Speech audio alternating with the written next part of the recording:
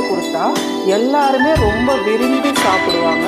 ஏன்னா அந்த அளவுக்கு நல்ல டேஸ்டா இருக்கும். இப்போ ஒரு மிக்ஸி ஜார் வச்சுக்கலாமா, ஒரு 10 பீஸ் சின்ன வெங்காயம் சேர்த்துக்கலாம், ஒரு 10 பல்லு பூண்டு சேர்த்துக்கலாம், 3 துண்டு இஞ்சி, 1 டீஸ்பூன் சோம்பு, கொஞ்சமா கருவேப்பிலை, கொஞ்சமா கொத்தமல்லி, கூடவே ஒரு 7 காஞ்ச மிளகாய். தண்ணி சேர்க்காம ஒன்றும் பாதிமா கொரகொரப்பா அரைச்சி எடுத்துக்கலாம். இப்போ ஒரு பவுல் வச்சுக்கலாம். நான் 3/4 கிலோ சிக்கன் எடுத்துருக்கேன். ஒன்றும் பாதிமா மசாலா இதையும் சேர்த்துக்கலாம். 1.5 டேபிள் ஸ்பூன் அளவுக்கு காஷ்மீர் மிளகாய் தூள் சேர்த்துக்கலாம். 1.5 டேபிள் ஸ்பூன் அளவு ஃப்ளவர் மாவு சேர்த்துக்கலாம். உப்பு தேவையான அளவு சேர்த்துக்கலாம். கூடவே ஒரு முட்டை, ஒரு 3 சிட்டிக்கு அளவு மஞ்சள்தூள், 1/2 டீஸ்பூன் அளவுக்கு மிளகுத்தூள், 1/2 டீஸ்பூன் அளவுக்கு லெமன் ஜூஸ். இப்போ இதெல்லாம் சேர்த்து மெல்ட் பண்ணிடுங்க.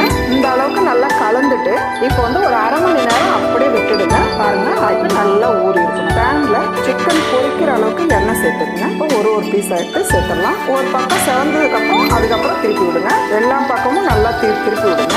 இந்த டைம்ல நம்ம எடுத்துடலாம். அவ்வளவுதான், நல்ல ஒரு டிஃப்ரெண்டான டேஸ்ட்ல பொரிச்ச கோழி ரெடி.